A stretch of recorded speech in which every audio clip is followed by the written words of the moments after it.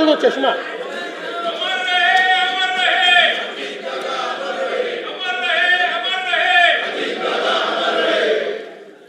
माननीय अध्यक्ष महोदय, मी आज या सभागृहासमोर सन 2026-27 या वर्षाचा अर्थसंकल्प सादर करण्याकरता उभा आहे।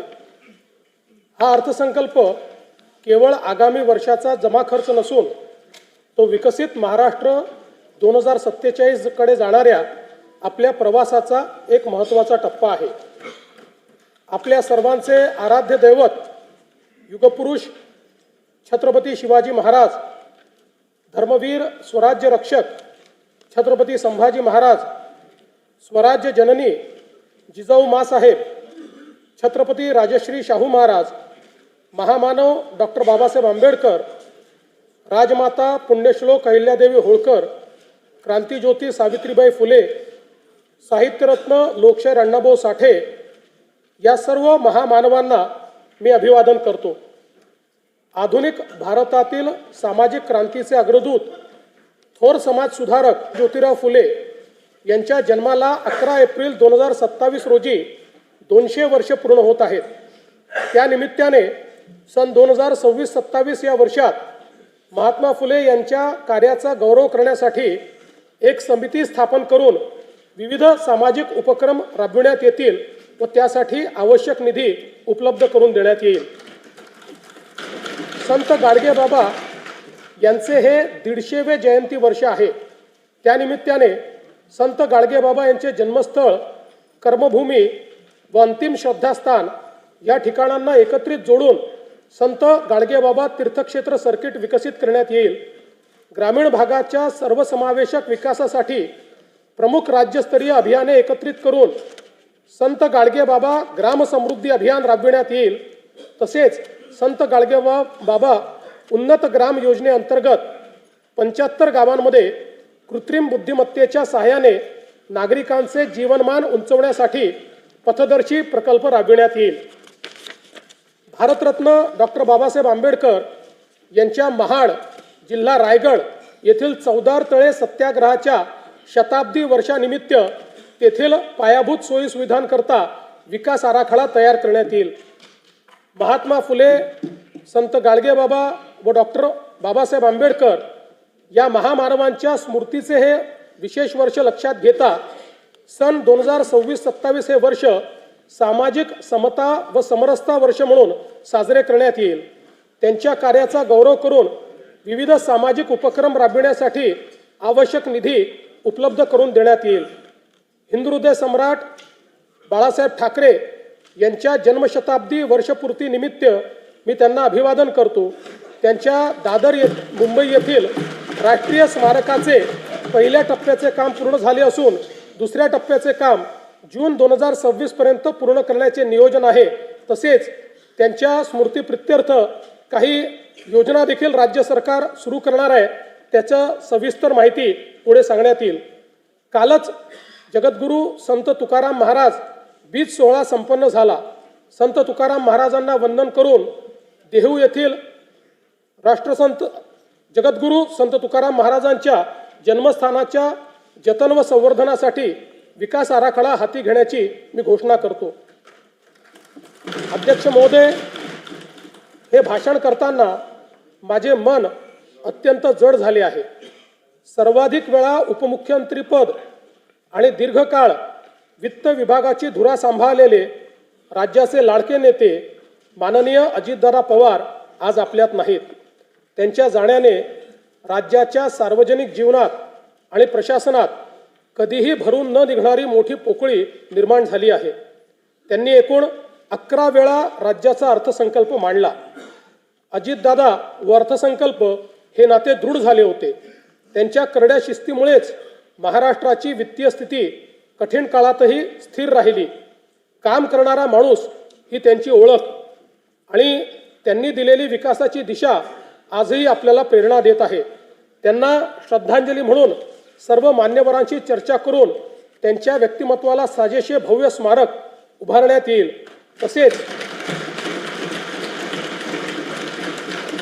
तसेच त्यांच्या नावे गतिमान नागरी सेवा पुरस्कार देण्यात येईल असे मी जाहीर करतो. दिवंगत अजितदादांच्या स्मृतींना आजचा हा अर्थसंकल्प मी समर्पित करतो. स्थानिक स्वराज्य संस्थांच्या निवडणुकीत जनतेने महायुतीवर अभूतपूर्व विश्वास दाखवला, त्याबद्दल मी तमाम जनतेचे आभार मानतो. स्थानिक स्वराज्य संस्थांच्या प्रगतीसाठी महायुती सरकार कटिबद्ध राहील याची मी ग्वाही देतो. 16व्या केंद्रीय वित्त आयोगाने केलेल्या शिफारसीनुसार पुढील 5 वर्षांमध्ये राज्यासाठी भरीव निधी प्राप्त होणार असून आपत्ती व्यवस्थापनासाठी केंद्र शासनाने वाढीव निधी देण्याबाबत राज्याची मागणी मान्य केली. याबद्दल मी भारताचे प्रधानमंत्री श्री नरेंद्र मोदीजी यांचे मनपूर्वक आभार मानतो. राज्य शासनाने देखील 6व्या वित्त आयोगाची स्थापना केली होती. या वित्त आयोगाने विहित वेळेमध्ये आपला अहवाल सादर केला. याकरिता आयोगाचे अध्यक्ष व सदस्य यांचे मी अभिनंदन करतो व त्यांना धन्यवाद देतो. हा अहवाल कृती अहवालासह माननीय राज्यपालांच्या मान्यतेनंतर पुढील अधिवेशनात सभागृहाच्या पटलावर ठेवण्याची कारवाई करण्यात येईल. आयोगाच्या शिफारसींचा अभ्यास करून प्रशासकीय सुधारणा व आर्थिक विकेंद्रीकरणाच्या माध्यमातून स्थानिक स्वराज्य संस्था सक्षम करण्याची कारवाई करण्यात येईल. 1 फेब्रुवारी 2026 रोजी केंद्र शासनाने युवा केंद्रित अर्थसंकल्प सादर केला. त्यात महाराष्ट्रातील पायाभूत सुविधांचा वेगाने विकास करण्याकरता भरीव अर्थसहाय्य केले आहे. मुंबई पुणे व पुणे हैदराबाद या प्रस्तावित जलदगती रेल्वे प्रकल्पांमुळे सकल राज्य उत्पादनात मोठी वाढ होण्यास मदत होणार आहे. राज्यातील जनतेच्या वतीने मी भारताचे लोकप्रिय पंतप्रधान माननीय नरेंद्र मोदीजी यांचे मनपूर्वक आभार मानतो. महाराष्ट्र हे देशाचे आर्थिक इंजिन असल्याने विकसित भारत 2047 च्या स्वप्नपूर्तीत आपला वाटा सर्वात मोठा असेल. राज्याची अर्थव्यवस्था सन 2047 पर्यंत $5 ट्रिलियन करणे हे राज्याचे मुख्य ध्येय आहे. या ध्येयाची पूर्तता करण्याच्या दृष्टीने विकसित महाराष्ट्र 2047 चे व्हिजन डॉक्युमेंट जाहीर करण्यात आले आहे. त्यानुसार सन 2029-30 पर्यंत साध्य करावयाची अल्पकालीन उद्दिष्टे, राज्याचे अमृत महोत्सवी वर्ष सन 2035 पर्यंत साध्य करावयाची मध्यमकालीन उद्दिष्टे आणि भारतीय स्वातंत्र्याचे शताब्दी वर्ष सन 2047 पर्यंत साध्य करावयाची दीर्घकालीन उद्दिष्टे निश्चित करण्यात आली आहेत. राज्याच्या प्रादेशिक संतुलित विकासाला चालना देण्याकरता 4 प्रमुख स्तंभ ठरवण्यात आले आहेत. 1 प्रगतिशील, दुसरं शाश्वत, तिसरं सर्वसमावेशक आणि चौथं सुशासन. या 4 स्तंभाच्या अंतर्गत 16 उपक्षेत्रे निश्चित करण्यात आली आहेत. सन 2047 साली विकसित महाराष्ट्राची इमारत उभी करण्याकरिता इथून पुढे येणाऱ्या सर्व अर्थसंकल्पात विकसित महाराष्ट्राच्या संकल्पाचे प्रतिबिंब दिसणार आहे. या संकल्पाची दिशा कशी असेल हे या वर्षीच्या अर्थसंकल्पात मी स्पष्ट करणार आहे. जब इरादा बना लिया है ऊंची उड़ान का, भास्कर राव, जब इरादा बना लिया है ऊंची उड़ान का, फिर देखना फिजूल है कद आसमान का.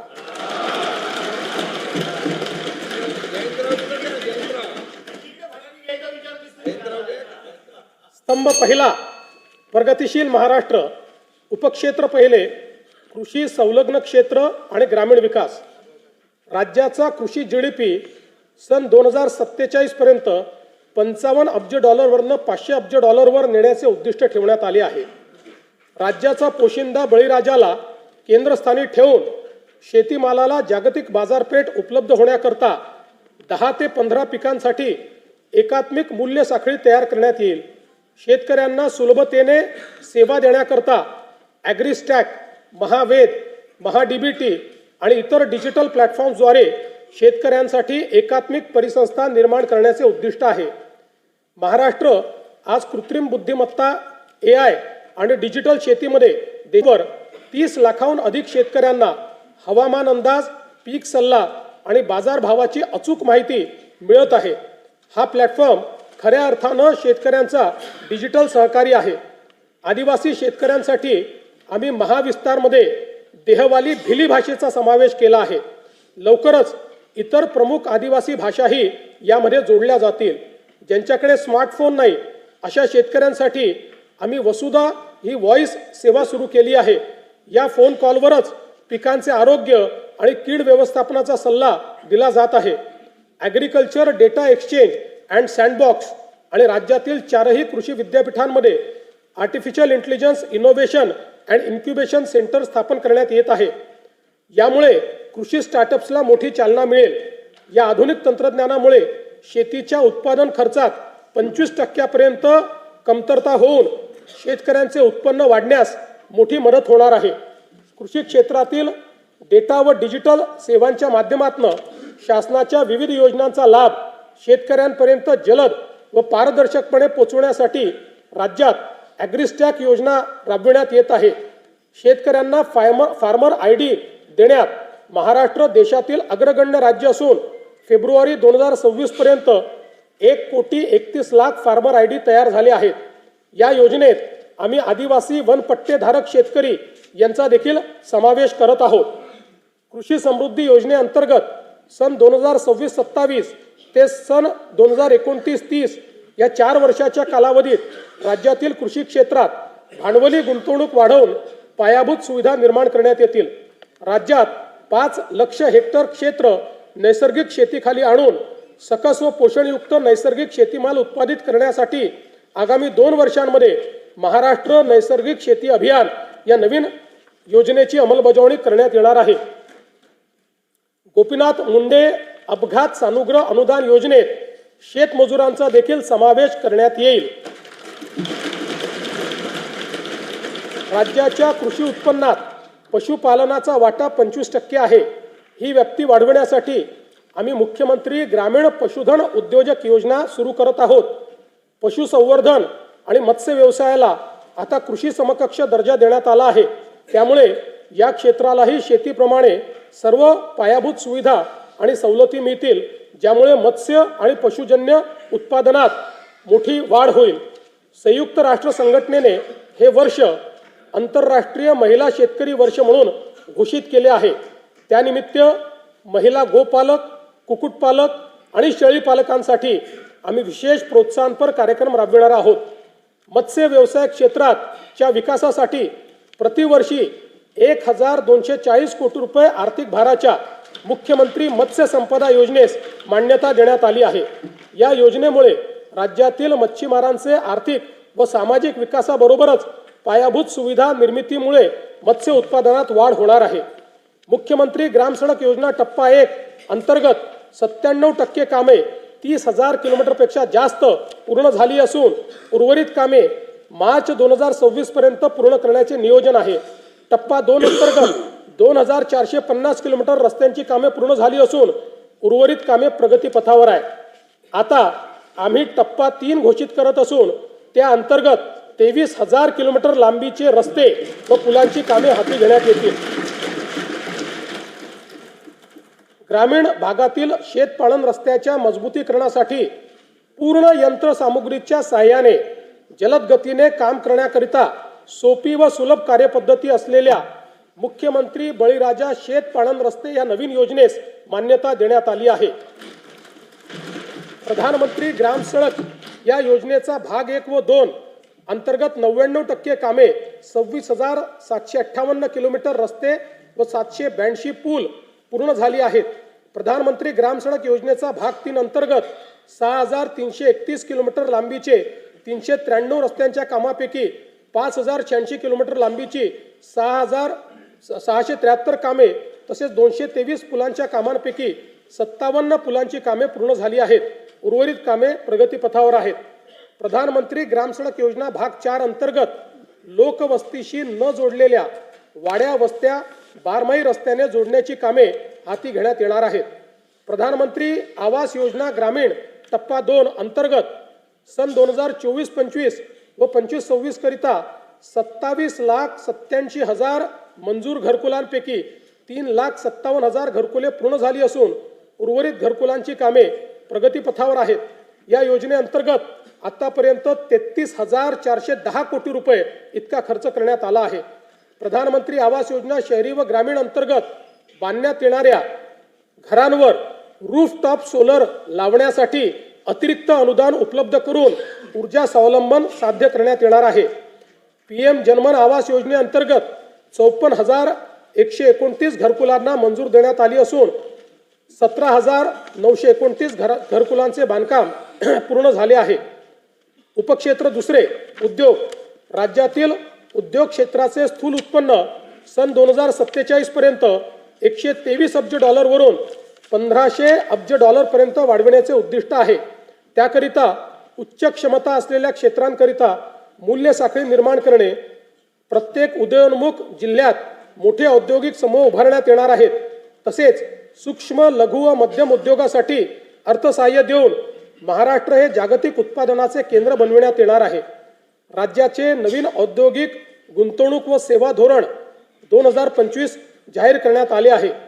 2047 पर्यंत उद्योग क्षेत्राचा स्थूल राज्य उत्पन्नातील वाटा 30% नेण्याचे आमचे ध्येय आहे. यासाठी इन्व्हेस्ट महाराष्ट्र हा एकसंघ डिजिटल प्लॅटफॉर्म विकसित केला जात आहे.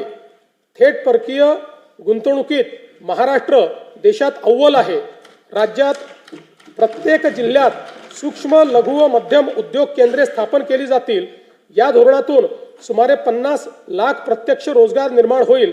याकरिता सूक्ष्म व लघु उद्योगासाठी आयुक्तालय व सेवा क्षेत्रासाठी आयुक्तालय स्थापन करण्याची मी घोषणा करीत आहे. केंद्र शासनाकडून नवी दिल्ली येथे आयोजित राष्ट्रीय एक जिल्हा एक उत्पादन पुरस्कार 2025 सोहळ्यामध्ये महाराष्ट्र राज्याला सुवर्ण पुरस्काराने सन्मानित करण्यात आलं आहे. तसेच राज्यातील रत्नागिरी, नागपूर, अमरावती, अकोला व नाशिक या जिल्ह्यांना राष्ट्रीय पुरस्कार प्राप्त झाले आहेत. नीती आयोगाकडून जाहीर करण्यात आलेला निर्यात सिद्धता निर्देशांक 2024 यामध्ये महाराष्ट्र राज्याला प्रथम स्थान प्राप्त झाले आहे.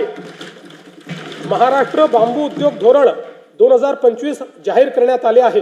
या अंतर्गत 50,000 कोटीपेक्षा जास्त रकमेची गुंतवणूक आकर्षित करण्यात येणार असून 5 लाख प्रत्यक्ष आणि अप्रत्यक्ष रोजगार निर्माण करण्याचे उद्दिष्ट आहे. एशियाई विकास बँक अर्थसहाय्यित सुमारे 4,271 कोटी रुपयांच्या बांबू विकास प्रकल्पाअंतर्गत औष्णिक विद्युत प्रकल्पात बांबू बायोमासचा वापर वाढविणे तसेच GIS, ब्लॉकचेन, टिश्यू कल्चर इत्यादीच्या माध्यमातून बांबू मूल्य साखळीचा विकास करण्याचे नियोजन आहे. स्टील हब म्हणून उदयास येत असलेल्या गडचिरोली जिल्ह्यात लोह खनिजावर आधारित विशाल व अतिविशाल स्टील उद्योगांच्या माध्यमातून सुमारे 2,62,000 कोटी रुपये गुंतवणूक व 70,000 पेक्षा जास्त रोजगार निर्मिती अपेक्षित आहे. गडचिरोली जिल्ह्यातील खनिज संपत्तीची वाहतूक सुरळीत होण्याकरता आणि जिल्ह्याच्या विकासाला गती देण्याच्या दृष्टीने रस्ते विकास कार्यक्रम हाती घेण्यात आला आहे. तसेच जिल्ह्यातील जैवविविधता संवर्धनासाठी विशेष मोहीम हाती घेण्यात आली असून 5 कोटी वृक्ष लागवड करण्यात येते आहे. राज्यातील नवीन महाराष्ट्र रत्ने व आभूषणे धोरण 2025 जाहीर करण्यात आले आहे. या अंतर्गत 1 लाख कोटी रुपयाची गुंतवणूक व 5 लाख रोजगार निर्मिती करण्याचे उद्दिष्ट निश्चित करण्यात आले आहे.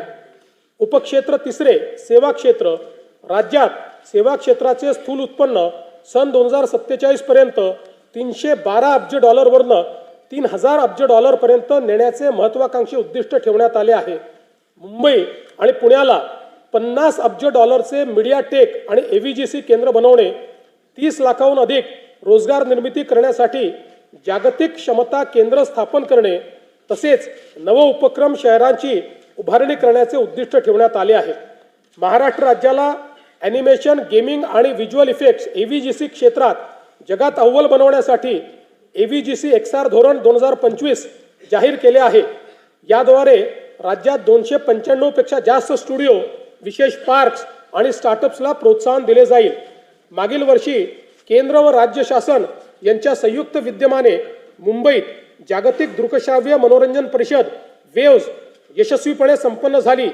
या क्षेत्रातील उच्च दर्जाच्या शिक्षणासाठी मुंबईमध्ये केंद्र सरकारच्या मदतीने Indian institute of creative technology सुरू करण्यात आली आहे. विकसित महाराष्ट्र 2047 या दृष्टिकोनाशी सुसंगत महाराष्ट्र जागतिक क्षमता केंद्र GCC धोरण 2025 तयार करण्यात आले आहे. मला सांगताना आनंद वाटतो की महाराष्ट्रातील पुणे हे GCC साठी देशातील सर्वाधिक पसंतीचे स्थान ठरत आहे. राज्यात या धोरणाच्या माध्यमातून 400 नवीन जागतिक क्षमता केंद्र स्थापन करण्यात येणार असून 4 लाख उच्च कुशल नोकरीच्या संधी निर्माण करण्याचे उद्दिष्ट आहे. उपक्षेत्र चौथे पर्यटन.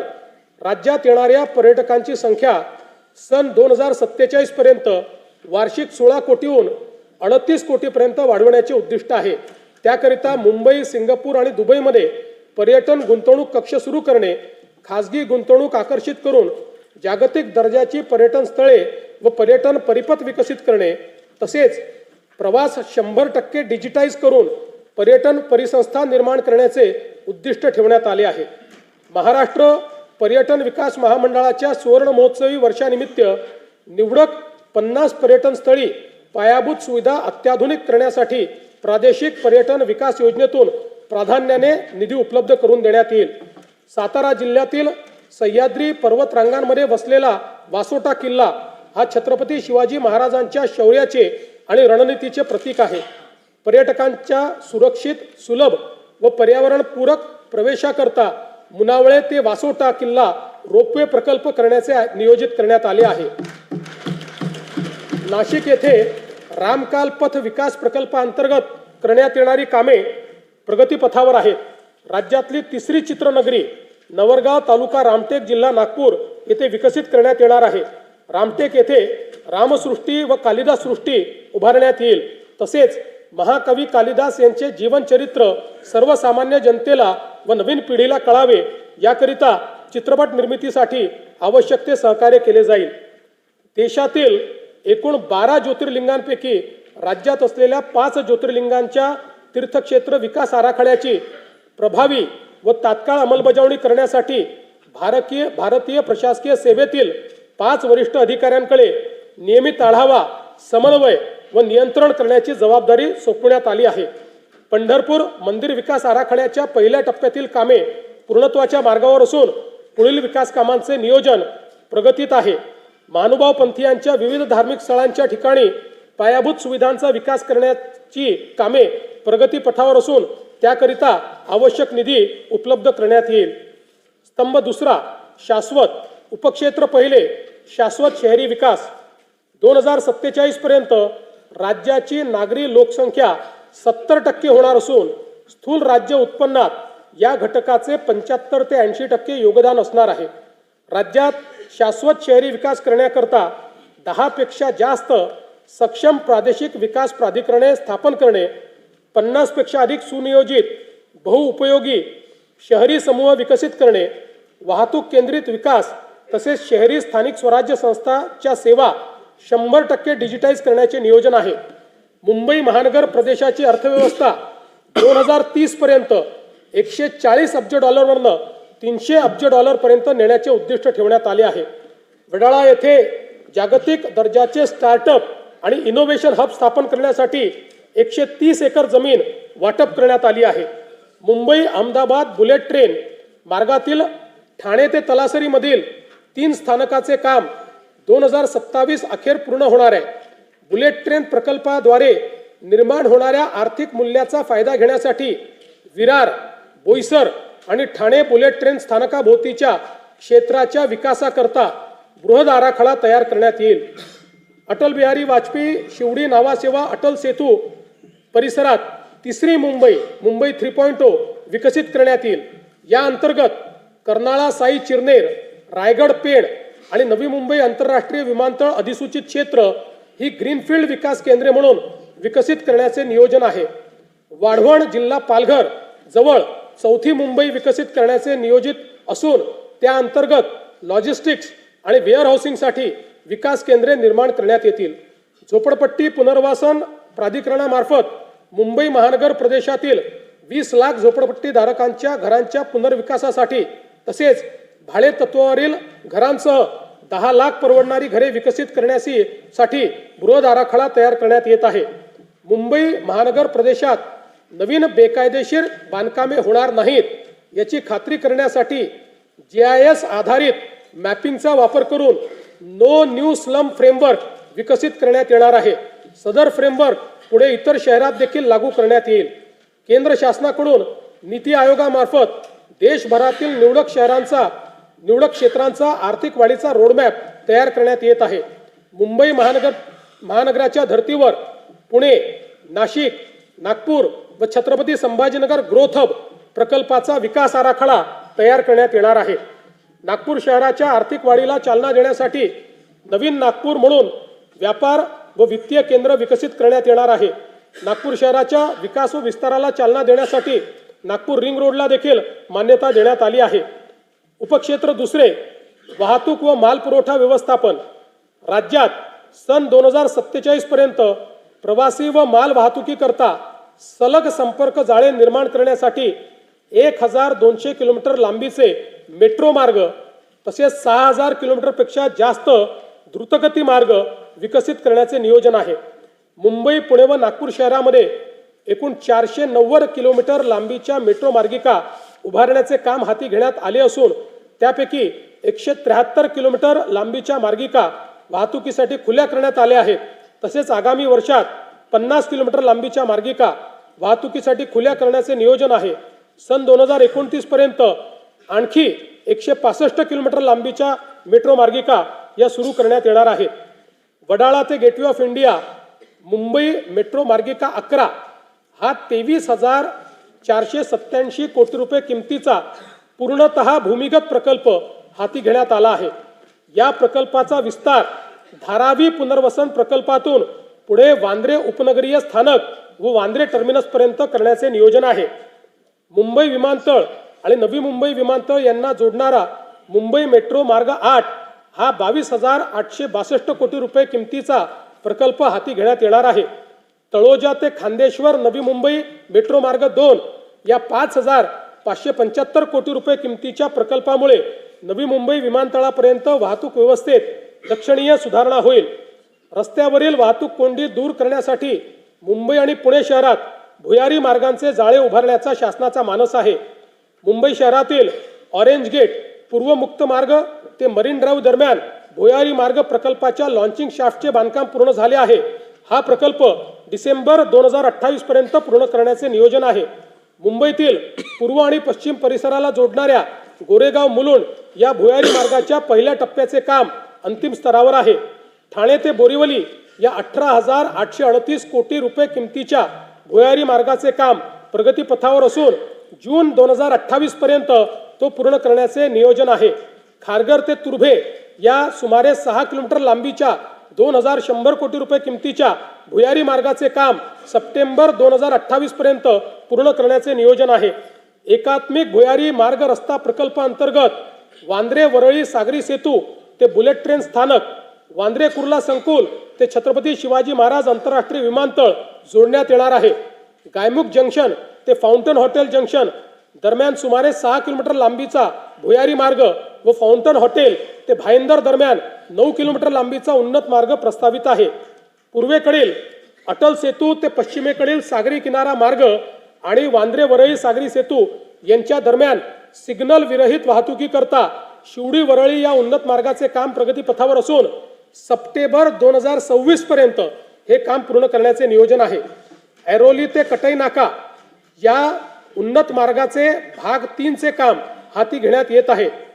ठाणे ते नवी मुंबई आंतरराष्ट्रीय विमानतळ असा उन्नत मार्ग बांधण्याच्या प्रकल्पाला मान्यता देण्यात आली आहे। अटल सेतू ते मुंबई पुणे द्रुतगती मार्गापर्यंत 1,102 कोटी रुपये किमतीचा उन्नत मार्ग फेब्रुवारी 2027 पर्यंत पूर्ण करण्याचे नियोजन आहे।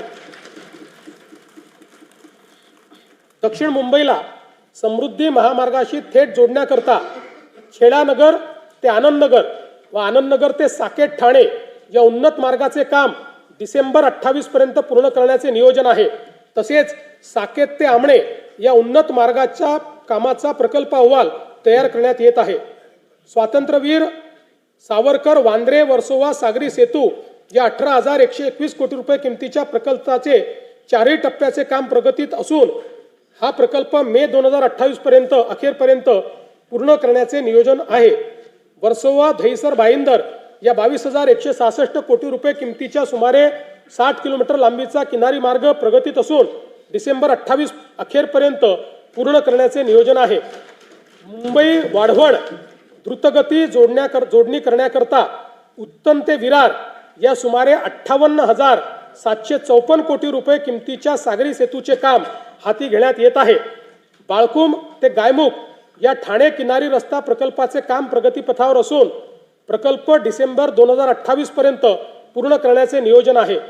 अटल सेतूला नवी मुंबई आंतरराष्ट्रीय विमानतळाशी जोडण्याकरता उल्वे किनारी मार्गाचे काम जुलै 2026 पर्यंत पूर्ण करण्याचे नियोजन आहे.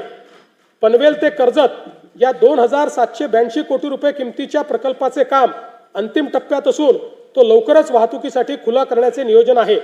मुंबई नागरी परिवहन प्रकल्प 3B या 14,907 कोटी रुपये किमतीच्या कामास मान्यता देण्यात आली असून त्यात राज्य शासनाचा 50% आर्थिक सहभाग आहे. या प्रकल्पाअंतर्गत बदलापूर कर्जत, आसनगाव ते कसारा, पनवेल ते वसई या दरम्यान सुमारे 69 किलोमीटर लांबीचे नवीन उपनगरीय रेल्वे कॉरिडॉर प्रस्तावित आहेत. पुणे लोणावळा 3ऱ्या व 4थ्या रेल्वे मार्गिकेच्या 5,100 कोटी रुपये किमतीच्या प्रकल्पास मान्यता देण्यात आली आहे. या प्रकल्पाचा पिंपरी चिंचवड, आकुर्डी आणि तळेगाव या औद्योगिक पट्ट्यांना थेट लाभ होईल. पुणे महानगर मेट्रो रेल्वे प्रकल्प टप्पा 2 मधील खडकवासला स्वारगेट, हडपसर खराडी मेट्रो मार्गिकेच्या उपमार्गिका हडपसर ते लोणी काळभोर आणि हडपसर बस डेपो ते सासवड रोड या प्रकल्पास मान्यता देण्यात आली आहे. पुण्यातील रामवाडी ते वाघोली दरम्यान 11 किलोमीटर लांबीच्या मेट्रो प्रकल्पास देखील मान्यता देण्यात आली आहे. येरवडा ते कात्रज आणि हिंजवडी ते सिंहगड रोड या 54 किलोमीटर दुहेरी भुयारी मार्गाचा व्यवहार्यता अहवाल तयार करण्यात येत आहे. राज्यातील विविध रेल्वे प्रकल्पांसाठी 50% राज्य हिश्श्यासाठी आवश्यक निधी उपलब्ध करून देण्यात आला आहे. महाराष्ट्र अमृतकाल रस्ते विकास योजना 2025 ते 47 अंतर्गत राज्यातील रस्त्यांचा टप्प्याटप्प्याने विकास केला जाईल.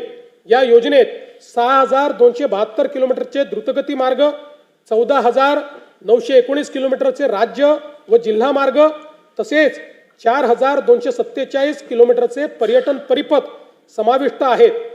ही योजना महाराष्ट्राला $5 ट्रिलियन अर्थव्यवस्थेकडे नेण्यासाठी महत्त्वाची ठरणार आहे. पवनार जिल्हा वर्धा ते पत्रादेवी जिल्हा सिंधुदुर्ग या शक्तिपीठ महामार्गाच्या कोल्हापूर व सिंधुदुर्ग जिल्ह्यातील सुधारित संरेखनास मान्यता देण्यात आली असून भूसंपादनाची कारवाई अंतिम टप्प्यात आहे. कल्याण जिल्हा ठाणे ते लातूर पर्यंत ग्रीनफील्ड द्रुतगती महामार्ग उभारण्याचे प्रस्तावित असून त्याच्या संरेखनाची कारवाई सुरू आहे. राज्यातील 1,000 पेक्षा अधिक लोकसंख्या असलेल्या महत्त्वाचं आहे राज्यातील 1,000 पेक्षा अधिक लोकसंख्या असलेल्या गावांना कॉन्क्रीट रस्त्याने जोडण्यात येईल असे मी घोषित करत आहे. त्यासाठी एशियाई विकास बँकेच्या सहाय्याने 4,500 कोटी रुपये किमतीचा कार्यक्रम राबविण्यात येणार आहे.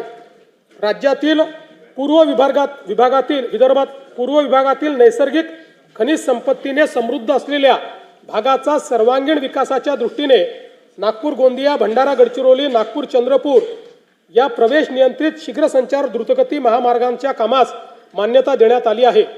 वाढवण बंदराला देखील समृद्धी महामार्गाने जोडण्याकरता तवा ते भरवीर माल वाहतूक कॉरिडॉरच्या कामास मान्यता देण्यात आली आहे. पुणे ते शिरूर हे 53 किलोमीटर लांबीचे 7,514 कोटी रुपये किमतीचे उन्नत मार्गाचे काम मंजूर करण्यात आले आहे. तळेगाव चाकण हा 6,499 कोटी रुपये किमतीचा 25 किलोमीटर लांबीचा उन्नत मार्ग व चाकण शिक्रापूर या 5,232 कोटी रुपये किमतीच्या 28 किलोमीटर लांबीच्या रस्त्याच्या 6 पदरीकरणाची कामे हाती घेण्यात आली आहेत.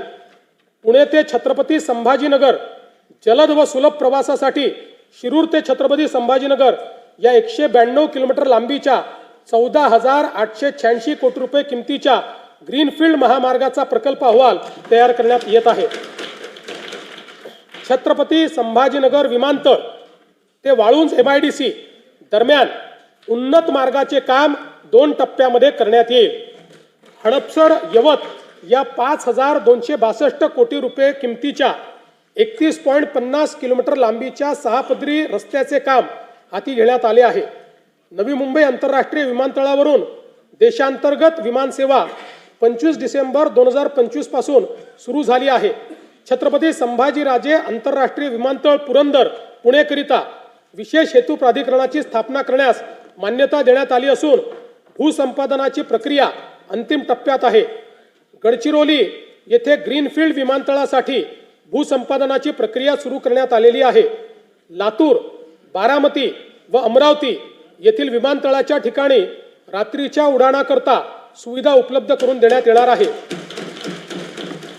शिर्डी, नाशिक, छत्रपती संभाजीनगर, अमरावती, अकोला, रत्नागिरी, यवतमाळ व कराड विमानतळांच्या विस्तारीकरणाची कामे सुरू करण्यात येत आहेत. मुंबई महानगर प्रदेशातील वाढत्या वाहतूक कोंडीला पर्यायी पर्यावरणपूरक व स्वस्त उपाय म्हणून सध्याचे जलमार्गांचे 125 किलोमीटरचे जाळे 340 किलोमीटरपर्यंत विस्तारण्यात येणार आहे. त्यामुळे सध्या वार्षिक 1,60,00,000 असलेली प्रवासी संख्या 2031 पर्यंत 7,39,00,000 वाढेल. यासाठी 21 विद्यमान जलमार्गावरील 20 टर्मिनलचे अद्ययावतीकरण आणि 11 नवीन जलमार्गावर 24 टर्मिनलची निर्मितीसाठी 6,600 कोटी रुपयाचा खर्च अपेक्षित आहे. मुंबईमधील रेडिओ क्लब येथील नवीन जेटी प्रकल्प डिसेंबर 2027 पर्यंत पूर्ण करण्याचे नियोजन आहे. देशातील सर्वात मोठे बंदर म्हणून उदयास येत असलेल्या पालघर जिल्ह्यातील वाढवण बंदर प्रकल्पाकरिता राज्य हिस्सा म्हणून आवश्यक निधी टप्प्याटप्प्याने उपलब्ध करून देण्यात येणार आहे. मच्छीमारांच्या अडचणी व गरजा लक्षात घेता पालघर जिल्ह्यातील सातपाटी येथे आधुनिक मत्स्य बंदर विकसित करण्याचा प्रकल्प हाती घेण्यात आला आहे. या प्रकल्पामुळे बोटींसाठी सुरक्षित थांबा, वादळी वाऱ्यापासून संरक्षण आणि आधुनिक सोयी सुविधा उपलब्ध होणार असून त्याद्वारे मत्स्य उत्पादनात भरीव वाढ होणार आहे. वाढवण बंदर प्रकल्पातून 12 लाखाहून अधिक थेट रोजगार निर्मिती होणार आहे. वाढवणच्या आसपासच्या सुमारे 44 गावामधील स्थानिक तरुणांना रोजगार देण्यासाठी वाढवण बंदर कौशल्य विकास कार्यक्रम राबविण्यात येत आहे. राज्य शासनाने महाराष्ट्र राज्य जहाज बांधणी, जहाज दुरुस्ती व जहाज पुनर्वापर धोरण 2025 जाहीर केले आहे. या धोरणाअंतर्गत मरीन शिपयार्ड क्लस्टर विकसित करण्यात येणार असून ग्रीनफील्ड जहाज बांधणी क्लस्टर प्रकल्पासाठी आवश्यक तरतूद करण्यात येणार आहे. उपक्षेत्र 3 ऊर्जा आणि शाश्वतता सन 2047 पर्यंत 75% स्वच्छ ऊर्जा मिळवण्याचे राज्याचे उद्दिष्ट आहे. यासाठी राज्यात सौर, पवन आणि हरित हायड्रोजन प्रकल्पांना चालना दिली जात आहे. मुख्यमंत्री बळीराजा मोफत वीज योजनेअंतर्गत 7.5 हॉर्स पॉवर पर्यंतच्या कृषी ग्राहकांना वीज बिलामध्ये 100% सवलतीच्या अनुषंगाने योजनेच्या अंमलबजावणीपासून तर फेब्रुवारी 2026 पर्यंत 32,756 कोटी रुपये वितरित केले आहेत आणि सन 2026-27 मध्येही ही योजना सुरूच राहणार आहे आणि त्याकरता 20,000 कोटी रुपये एवढा निधी आरक्षित करण्यात आलेला आहे. मुख्यमंत्री सौर कृषी वाहिनी 2.0 अंतर्गत एकूण 16,000 मेगावॅट सौर ऊर्जा क्षमता स्थापित करण्याचे उद्दिष्ट ठरविण्यात आले आहे. त्यामुळे राज्यातील 100% कृषी पंप ग्राहकांना दिवसा वीज पुरवठा करण्याचा उद्देश साध्य होणार आहे. या योजनेअंतर्गत आतापर्यंत 3,449 मेगावॅट क्षमता कार्यान्वित झाली असून डिसेंबर 26 पर्यंत सुमारे 10,000 मेगावॅट अतिरिक्त क्षमता ही निर्माण होणार आहे. प्रधानमंत्री कुसुम घटक ब योजनेअंतर्गत मागेल त्याला सौर कृषी पंप योजनेअंतर्गत एकूण 6,63,324 सौर कृषी पंप स्थापित करण्यात आले आहेत. कुसुम घटक ब योजनेच्या अंमलबजावणीमध्ये महाराष्ट्र राज्य हे देशात प्रथम क्रमांकावर आहे. मला सांगण्यास आनंद वाटतो की मागेल त्याला सौर कृषी पंप योजनेअंतर्गत डिसेंबर 2025 या एकाच महिन्यात 45,911 इतके सौर कृषी पंप बसवून महाराष्ट्र राज्याची गिनीज बुक ऑफ वर्ल्ड रेकॉर्डमध्ये नोंद झाली आहे. प्रधानमंत्री सूर्यघर मोफत वीज योजनेची अंमलबजावणी देशात राज्य दुसऱ्या क्रमांकावर आहे. आतापर्यंत 4,57,000 घरगुती ग्राहकांनी 1,735 मेगावॅट पेक्षा जास्त क्षमतेचे रूफटॉप सोलर स्थापित केले आहेत. या ग्राहकांना 3,200 कोटी रुपये सबसिडीचा लाभ देण्यात आलेला आहे. 0 ते 100 युनिट वीज वापरणाऱ्या ग्राहकांसाठी स्वयंपूर्ण महाराष्ट्र आवासीय रूफटॉप सोलर योजना स्मार्ट योजना मंजूर केली आहे. या योजनेत 5 लाख लाभार्थ्यांसाठी 635 कोटी रुपयांचे अनुदान राज्य शासन देणार आहे. राज्याची पुढील 10 वर्षाची स्वच्छ व पर्यावरणपूरक ऊर्जेची गरज विचारात घेता महाराष्ट्र नवीनीकरणीय ऊर्जा आणि ऊर्जा साठवणूक धोरण 2025 ते 35 जाहीर करण्यात आले आहे. त्या अंतर्गत सन 2029 पर्यंत 50% आणि 35 पर्यंत 65% हरित ऊर्जा प्राप्त करून घेण्याचे उद्दिष्ट आहे.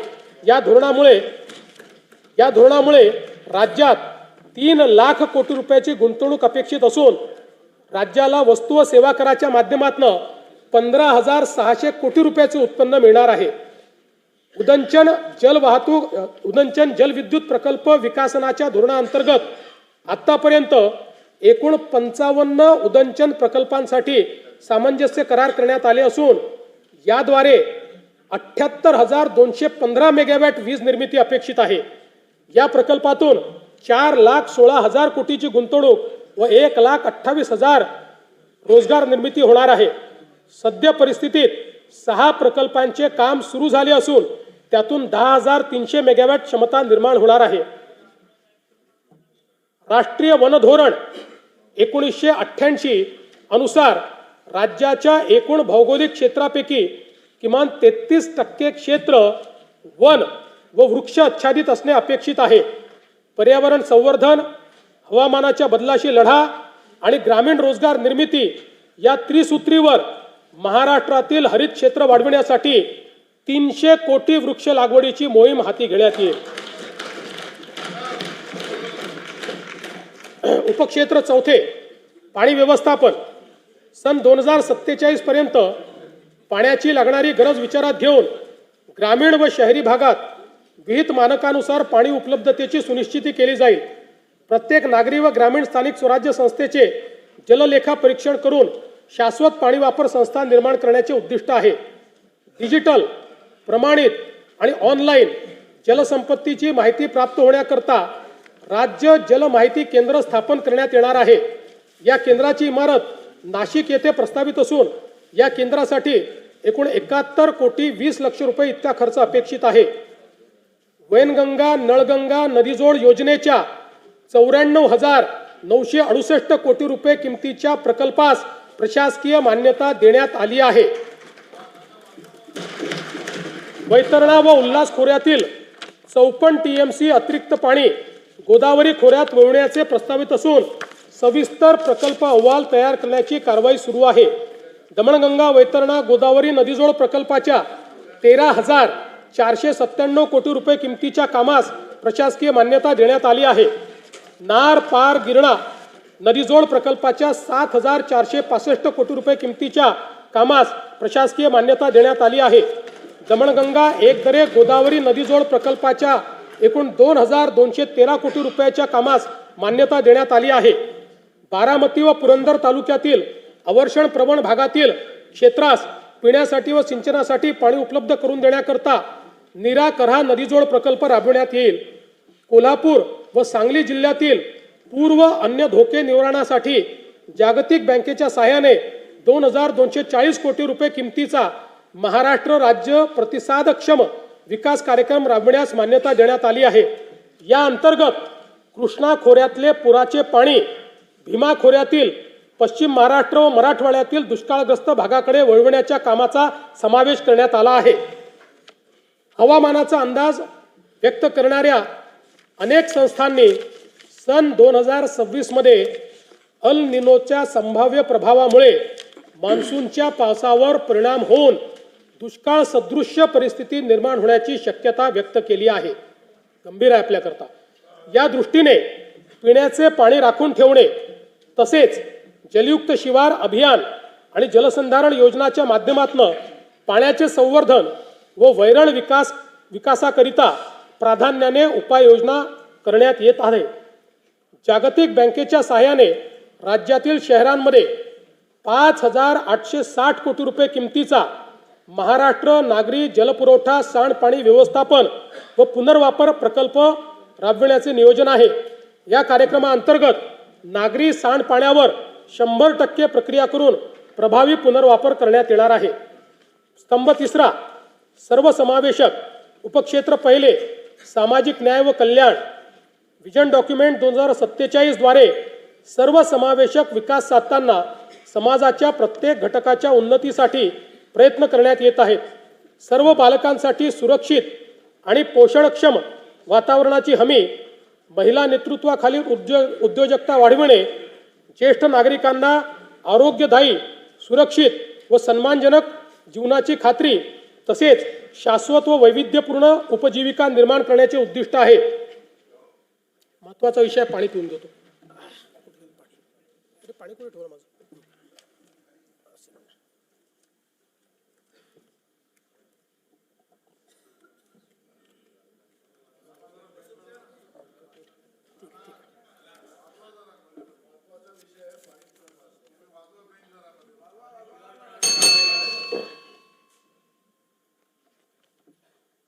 आम्ही राज्यातील शेतकऱ्यांसाठी कर्जमाफी योजना राबविण्याचे आश्वासन दिले होते। त्याकरिता समिती गठीत केली आहे।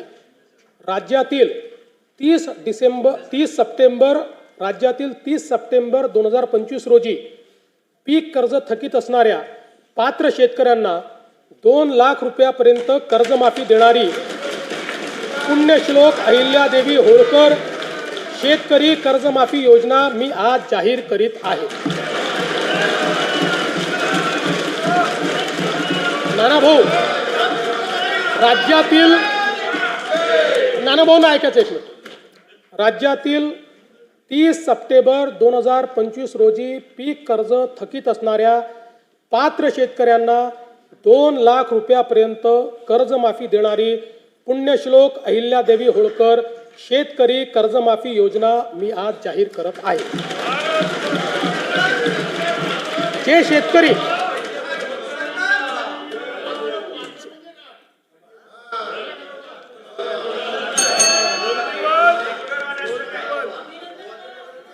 तुम्ही पण जाहीर केलं तर पात्रच म्हटलं होतं, पात्रच म्हणावं लागतं, अपात्राला देता येत नाही। ऐका पुढे, अजून संपलं नाही आहे। अरे अजून संपलं नाही, थांबा रे बाबा, शांत बसा, शांत बसा। जे शेतकरी कर्ज घेऊन नियमित परतफेड करतात अशा शेतकऱ्यांना प्रोत्साहन देण्याच्या हेतूने नियमित कर्ज परतफेड केलेली असल्यास अशा पात्र शेतकऱ्यांना 50,000 रुपयापर्यंत प्रोत्साहनपर लाभ देण्यात येईल। कर्जमाफी तसेच प्रोत्साहनपर लाभ देण्याबरोबर कोकणाला हे जास्त महत्त्वाचं आहे, कारण कोकणातले लोक सगळे कर्ज परत करतात। कर्जमाफी तसेच प्रोत्साहनपर लाभ देण्याबरोबरच राज्यातील बँकिंग यंत्रणा सक्षम असावी यासाठी समितीच्या शिफारसीतील निकषानुसार निर्णय घेण्यात येईल। शेतकरी वारंवार कर्जबाजारी न होता त्याला कायमस्वरूपी कर्जमुक्त करण्याचा शासनाचा संकल्प असून याबाबत समितीच्या शिफारसी अनुसार दीर्घकालीन उपाययोजना करण्यात येत आहेत। अनुसूचित जाती घटकांच्या सर्वांगीण विकासासाठी राजश्री शाहू महाराज शिष्यवृत्ती योजना, विद्यार्थी वसतिगृहे, भारतरत्न डॉक्टर बाबासाहेब आंबेडकर कृषी स्वावलंबन योजना, लोक साहित्यरत्न लोकशाहीर अण्णाभाऊ साठे नागरी वस्ती सुधार योजना इत्यादी योजना राबविण्यात येत आहेत। महात्मा फुले मागासवर्गीय विकास महामंडळ, साहित्यरत्न लोकशाहीर अण्णाभाऊ साठे विकास महामंडळ, संत रोहिदास चर्मोद्योग आणि चर्मकार विकास महामंडळाद्वारे अनेक योजना राबविण्यात येत आहेत। सन 2026-27 मध्ये अनुसूचित जाती घटक कार्यक्रमाअंतर्गत 23,150 कोटी रुपये इतका नियतव्यय प्रस्तावित आहे। माननीय सर्वोच्च न्यायालयाच्या आदेशानुसार राज्यातील अनुसूचित जातींच्या आरक्षणाचे उपवर्गीकरण करण्याकरिता प्रारूप आराखडा करण्याच्या दृष्टीने समिती गठीत करण्यात आली आहे। समितीचा अहवाल लवकरच अपेक्षित असून शिफारसीनुसार समुचित लाभ देण्याची पुढील आवश्यक कारवाई करण्यात येईल। आदिवासी समाजाच्या सर्वांगीण विकासासाठी राणी दुर्गावती महिला सक्षमीकरण योजना, शबरी आदिवासी वित्त व विकास महामंडळ, डॉक्टर APJ अब्दुल कलाम अमृतहार योजना, नमो आदिवासी स्मार्ट शाळा अभियान, आदर्श आश्रम शाळा, भगवान बिरसा मुंडा जोड रस्ते योजना, ठक्कर बापा आदिवासी विकास योजना तसेच पंडित दीनदयाल उपाध्याय स्वयं योजना आदी कार्यक्रम राबविण्यात येत आहेत. बिरसा मुंडा कृषी क्रांती योजनेत विंधन विहिरी व सौर पंप हा घटक वनक्षेत्रालगतच्या गावातील आदिवासी शेतकऱ्यांना अनुज्ञेय करण्यात आला आहे. कातकरी, कोलाम आणि माळिया या आदिम जमाती तसेच पारधी समाजाच्या सर्वांगीण विकासासाठी विशेष पॅकेजद्वारे निधी राखीव ठेवण्यात येणार आहे. सन 2026-27 मध्ये आदिवासी घटक कार्यक्रमाकरता 21,723 कोटी रुपये इतका नियतव्यय प्रस्तावित आहे. इतर मागासवर्ग, विमुक्त जाती, भटक्या जमाती तसेच विशेष मागास प्रवर्गातील समाजाच्या सर्वांगीण विकासासाठी वसंतराव नाईक विमुक्त जाती व भटक्या जमाती विकास महामंडळ, महाराष्ट्र राज्य इतर मागासवर्गीय वित्त आणि विकास महामंडळाअंतर्गत विविध योजना राबविण्यात येत आहेत. ऊसतोड कामगारांच्या मुलामुलींसाठी संत भगवान बाबा शासकीय वसतिगृह योजना, आश्रमशाळा, विद्यानिकेतन, क्रांतीज्योती सावित्रीबाई फुले शिष्यवृत्ती योजना, डॉक्टर पंजाबराव देशमुख वसतिगृह योजना, वसंतराव नाईक तांडा वस्ती सुधार योजना आदी कार्यक्रम राबविण्यात येत आहेत. धनगर व गोवारी समाजातील लाभार्थ्यांसाठी विविध योजना राबवण्यात येत आहेत. या सर्व योजनांकरता पुरेसा निधी उपलब्ध करून देण्यात येईल. विविध समाज घटकांसाठी रोजगाराभिमुख प्रशिक्षण कार्यक्रम, विद्यार्थ्यांना अधिछात्रवृत्ती तसेच संशोधनाचे काम करण्यासाठी सारथी, बार्टी, आरटी, TRTI, महाज्योती, वनारटी, अमृत आणि मार्टी या संस्था कार्यरत आहेत. या सर्व संस्थांसाठी पुरेशी तरतूद करण्यात आली आहे.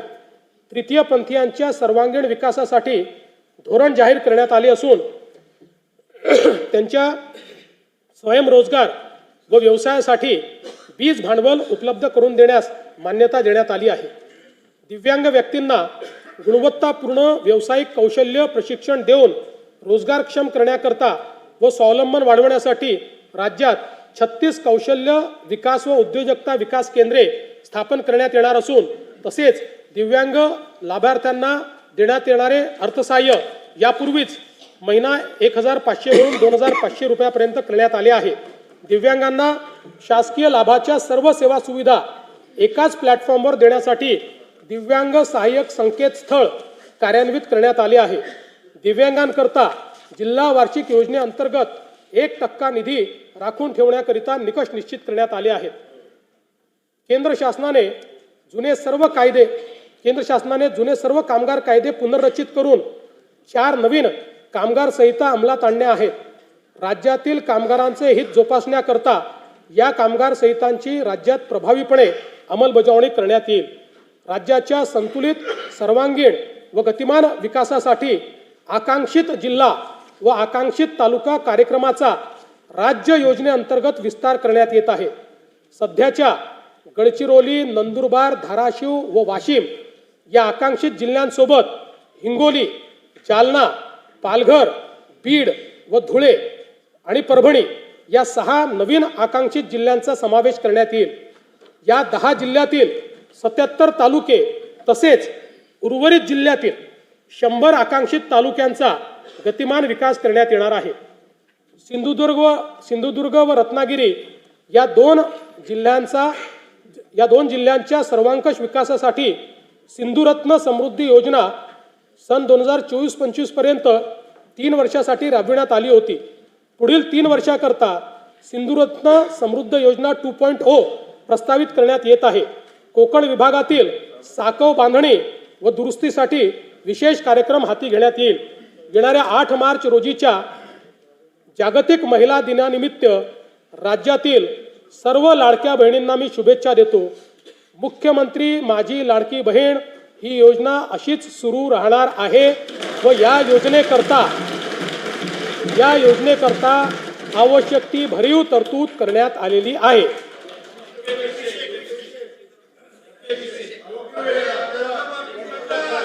काळजी करू नका. तुमच्या मनातली एक एक गोष्ट आम्हीच पूर्ण करतोय, आम्हीच करत राहणार आहे. फक्त कोर्टात जाऊ नका, योजनेच्या विरुद्ध कोर्टात जाऊ नका.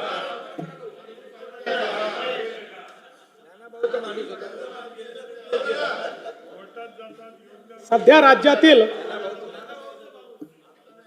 राज्यातील सर्व जिल्ह्यांमध्ये एकल महिलांचे सर्वेक्षण चालू असून ते पूर्ण झाल्यानंतर त्याचे उचित विश्लेषण करून एकल महिलांच्या कल्याणासाठी सुयोग्य धोरण आणले जाईल.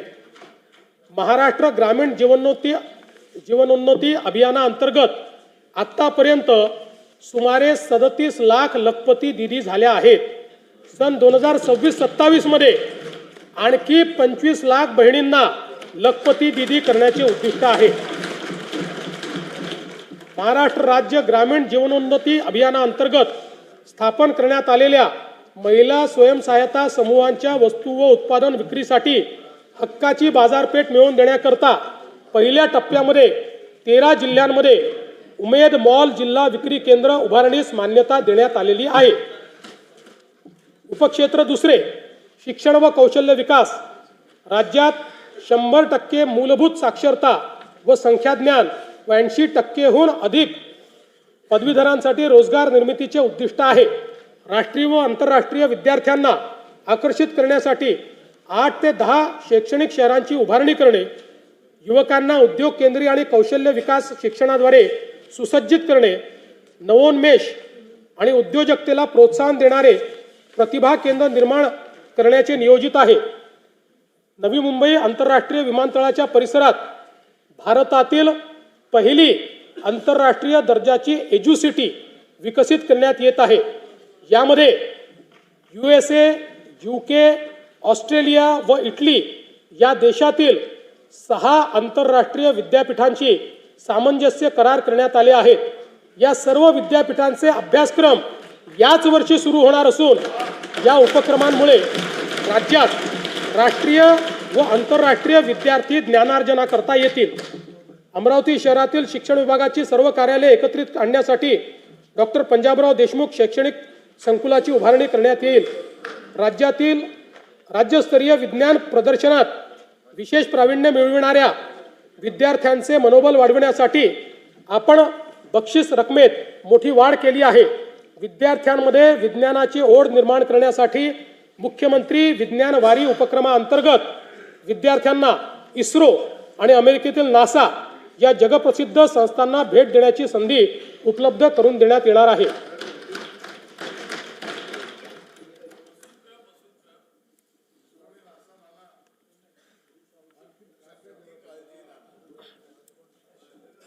जागतिक बँकेच्या सहकार्याने आपण दक्ष हा महत्त्वाकांक्षी प्रकल्प राबवत असून या अंतर्गत Mahima Maharashtra agency for holistic international mobility and advancement या संस्थेची स्थापना केली जाईल. या माध्यमातून आपल्या तरुणांना परदेशातील नोकऱ्यांसाठी आवश्यक भाषा कौशल्य प्रशिक्षण आणि आर्थिक मार्गदर्शन दिले जाईल. राज्यातील समुपदेशन सेवांचा विस्तार व अधिक संघटित व्यवस्था निर्माण करण्यासाठी 36 नवदिशा केंद्रे स्थापन करण्यात येतील. मला सांगताना अभिमान वाटतो की केंद्र सरकारच्या आकडेवारीनुसार महाराष्ट्र आज देशाचे स्टार्टअप कॅपिटल ठरले आहे.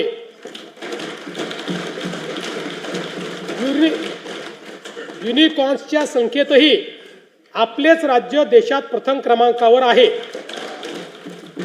राज्याला जागतिक केंद्र बनवण्यासाठी आम्ही नवीन स्टार्टअप व नाविन्यता धोरण 2025 जाहीर केले आहे. पुढील 5 वर्षात 1,25,000 उद्योजक घडवणे आणि 50,000 स्टार्टअप्सला बळ देणे हे आमचे उद्दिष्ट आहे. तळागाळातील नवोद्योजकांना आर्थिक बळ देण्यासाठी आपण मुख्यमंत्री उद्योजकता महाफंड स्थापन करत आहोत. यातून निवडक स्टार्टअप्सला थेट आर्थिक मदत दिली जाईल. या उपक्रमाअंतर्गत 50 सर्वोत्तम स्टार्टअप्सची निवड केली जाईल. त्यांना त्यांचे नाविन्यपूर्ण प्रकल्प शासकीय विभागामध्ये राबविण्यासाठी 25 लाख रुपयापर्यंतची कामे निविदेशिवाय थेट दिली जातील. चर्मकला डिझाईन व उत्पादन अद्ययावत केंद्र बांद्रा मुंबई येथे स्थापन करण्याचे प्रस्तावित आहे. यामध्ये नाविन्यता आणि उद्योजकता केंद्रासह सर्व सुविधा असलेली बहुमजली इमारत बांधण्याचे प्रस्तावित आहे. आदिवासी जमातीतील युवांना नाविन्यतेवर आधारित उद्योजक आणि उद्योग निर्माते बनवण्यासाठी राज्यात Bharat innovation research startup for आत्मनिर्भरता म्हणजे बिरसा ही योजना राबविण्यास मान्यता देण्यात आली आहे. उपक्षेत्र तिसरे आरोग्य. सर्व स्तरावरील नागरिकांसाठी सुलभ, किफायतशीर व गुणवत्तापूर्ण आरोग्य सेवेची सुनिश्चिती करणे व त्याद्वारे राज्यातील नागरिकांचे सरासरी आयुर्मान वाढविणे यासाठी आरोग्य सेवांचा विस्तार करून ती शेवटच्या टप्प्यापर्यंत सर्व नागरिकांना पोहोचवण्याचे उद्दिष्ट आहे. विशेषज्ञ आरोग्य सेवा आणि संशोधनासाठी परिसंस्था म्हणून मेडिसिटीज स्थापन करण्याचे उद्दिष्ट आहे. प्राथमिक, द्वितीयक आणि तृतीयक आरोग्य सेवांचा विस्तार करण्याचे नियोजन आहे. ताणतणाव, जीवनशैलीजन्य आजार, मानसिक आरोग्य तसेच प्रतिबंधात्मक आरोग्य सेवेसाठी सातारा जिल्ह्यातील दरे परिसरात निसर्गोपचार केंद्र उभारण्यात येईल. तसेच मुंबई महानगर परिसरात वैदिक ज्ञान, संगीत, परंपरेवर आधारित वेलनेस उत्कृष्टता केंद्र विकसित करण्यात येईल.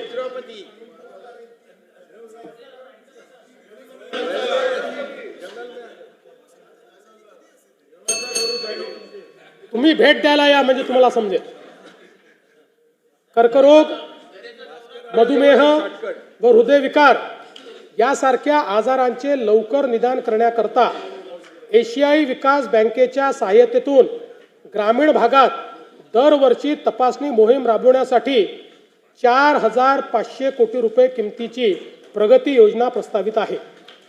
राज्यातील 29 महानगरपालिका, 247 नगर परिषदा आणि 147 नगरपंचायतीमध्ये राष्ट्रीय आरोग्य कार्यक्रम व आरोग्य विभागाच्या सर्व गुणवत्तापूर्ण सुविधा देण्याकरता समन्वय साधणे व कामकाजाचे संनियंत्रण करण्यासाठी शहरी आरोग्य आयुक्तालयाची स्थापना करण्यास मान्यता देण्यात येत आहे. राज्यात डिजिटल सार्वजनिक आरोग्य परिसंस्था निर्माण करण्यासाठी महाराष्ट्र डिजिटल आरोग्य तंत्रज्ञान अभियान राबविण्यात येईल. यामुळे रिअल टाइम डॅशबोर्डच्या आधारे प्रभावी निर्णय प्रक्रिया आणि संनियंत्रण करणे शक्य होईल. आयुष्यमान भारत प्रधानमंत्री जनारोग्य योजना व महात्मा फुले जनारोग्य योजनेअंतर्गत उपचार संख्येत 1,356 वरन 2,399 इतकी वाढ करण्यात आलेली आहे. जवळपास 1,000 आजार त्यात वाढवले आहेत.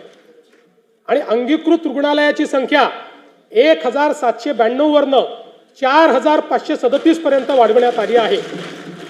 या योजनेअंतर्गत जास्त खर्च होणाऱ्या 9 प्रकारच्या अवयव प्रत्यारोपणाच्या उपचारासाठी 22 लक्ष रुपयेपर्यंतची रक्कम राज्य आरोग्य हमी सोसायटीच्या निधीतून देण्यास मान्यता देण्यात आलेली आहे. 22 लक्ष रुपयेपर्यंत राज्य सरकार देईल. सार्वजनिक आरोग्याच्या सर्वंकष उन्नतीसाठी एम्स व IIMच्या धर्तीवर उच्च गुणवत्तेच्या प्रशिक्षण व संशोधनासाठी नागपूर येथे भारतीय सार्वजनिक आरोग्य संस्थेच्या सहकार्याने महाराष्ट्र सार्वजनिक आरोग्य संस्था स्थापन करण्यात येईल. राज्यात 35 शासकीय वैद्यकीय महाविद्यालय कार्यान्वित आहेत. त्यापैकी नव्याने मान्यता दिलेल्या 11 महाविद्यालयांची बांधकामे विविध टप्प्यावर आहे. स्वामी रामानंद तीर्थ ग्रामीण शासकीय वैद्यकीय महाविद्यालय अंबाजोगाई या संस्थेच्या इमारतीच्या एकत्रीकरणाकरता बृहद आराखडा तयार करण्यात आला आहे. राज्यात विविध जिल्हा आरोग्य संस्थांची बळकटीकरणाची कामे सुरू असून त्यासाठी आवश्यक निधी उपलब्ध करून देण्यात येईल. बीड येथील जिल्हा रुग्णालयाच्या विस्तारीकरणासाठी 360 खाटांचे रुग्णालय बांधकाम, नर्सिंग कॉलेज व वसतिगृहाचे काम प्रस्तावित आहे. उपक्षेत्र चौथे सॉफ्ट पॉवर. राज्यास भाषा, कला, क्रीडा व संस्कृतीचा समृद्ध वारसा लाभलेला आहे.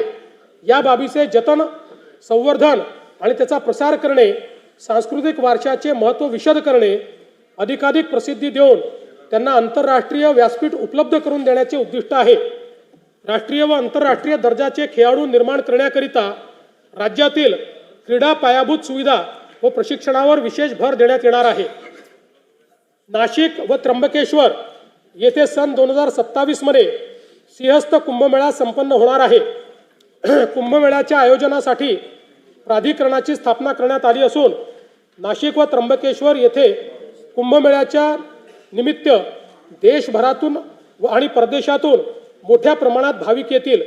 या कुंभमेळ्याचे सुयोग्य आयोजनासाठी एकात्मिक विकास आराखडा तयार करण्यात आला असून त्याकरता आवश्यक तो सर्व निधी उपलब्ध करून देण्यात येत आहे. या अंतर्गत गोदावरी नदी स्वच्छता, त्र्यंबकेश्वर येथे उपसा योजनेद्वारे अमृत स्नान व पिण्याच्या पाण्याची व्यवस्था, मलनिस्सारण प्रकल्प, घाट सुशोभीकरण व इतर सुशोभीकरणाची कामे प्रगतीपथावर आहेत. नाशिक विमानतळ, Nashik ring road, Nashik railway station, Nashik bus station इत्यादी सर्व पायाभूत सुविधांच्या श्रेणीवर्धनाची कामे पूर्ण करण्याचे नियोजन आहे. युनेस्कोच्या जागतिक वारसा नामांकन प्राप्त 12 किल्ल्यांमध्ये राज्यातील रायगड, राजगड, प्रतापगड, साल्हेर, लोहगड, शिवनेरी, पन्हाळा, खांदेरी, सुवर्णदुर्ग, सिंधुदुर्ग, विजयदुर्ग आणि तामिळनाडू राज्यातील जिंजी या किल्ल्यांचा समावेश आहे. या ऐतिहासिक किल्ल्यांचे जतन करण्याकरता आवश्यक उपाययोजना करण्यात येत आहेत. आंबेगाव बुद्रुक, तालुका हवेली, जिल्हा पुणे येथे शिवसृष्टी प्रकल्पासाठी आणि सिंधुदुर्ग जिल्ह्यातील राजकोट किल्ला परिसर विकासासाठी आवश्यक निधी उपलब्ध करून देण्यात येईल. आंग्रा येथे छत्रपती शिवाजी महाराजांचे स्मारक व पानिपत हरियाणा काला अम येथे मराठा शौर्य स्मारक उभारण्यास मान्यता देण्यात आली आहे. या स्मारकांच्या जागा निश्चितीसाठी संबंधित राज्य सरकारशी समन्वय साधण्यात येत आहे. स्वराज्यासाठी प्राणाची आहुती देणारे छत्रपती संभाजी महाराजांच्या मौजे तुळापूर येथील भव्य स्मारकाचे काम जून 2026 पर्यंत पूर्ण करण्याचे नियोजन आहे. मौजे वडू बुद्रुक येथील समाधीस्थळाचे काम जून 2027 पर्यंत पूर्ण करण्याचे नियोजन आहे. संगमेश्वर, जिल्हा रत्नागिरी येथील स्मारकाच्या कामाचा नियोजन आराखडा अंतिम टप्प्यात असून हे काम देखील लवकरच हाती घेण्यात येईल. छत्रपती संभाजी महाराज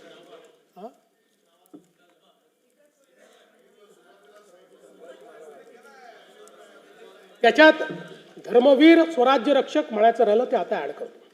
धर्मवीर स्वराज्य रक्षक छत्रपती संभाजी महाराज. सातारा जिल्ह्यातील अजिंक्यतारा किल्ल्याचे तसेच संगम माहुली, सातारा येथील महाराणी ताराबाई आणि छत्रपती शाहू महाराज यांच्या समाधीस्थळाचे जतन, संवर्धन व जीर्णोद्धार करण्यात येईल. थोर समाज सुधारक महात्मा ज्योतिराव फुले यांचे जन्मगावी मौजे कटगुण, तालुका खटाव, जिल्हा सातारा येथे भव्य स्मारक उभारण्याचे प्रस्तावित आहे. ज्ञानज्योती सावित्रीबाई फुले यांचे जन्मगाव नायगाव, तालुका खंडाळा, जिल्हा सातारा येथे स्मारक व महिला प्रशिक्षण केंद्र उभारण्याची साठी मान्यता देण्यात आली आहे. मराठी भाषेतील साहित्य व ग्रंथ अन्य भाषांमध्ये तसेच अन्य भाषातील दर्जेदार साहित्य मराठी भाषेमध्ये अनुवादित करण्यासाठी यशवंतराव चव्हाण महाराष्ट्र अनुवाद अकादमी स्थापन करण्याचे प्रस्तावित आहे. वनसंपदेने समृद्ध चंद्रपूर जिल्ह्यातील बल्लारपूर येथील सागवान वारशाचे जतन, संशोधन व जनजागृतीसाठी टिंबर म्युझियम व झायलेरियम उभारण्याचे प्रस्तावित आहे.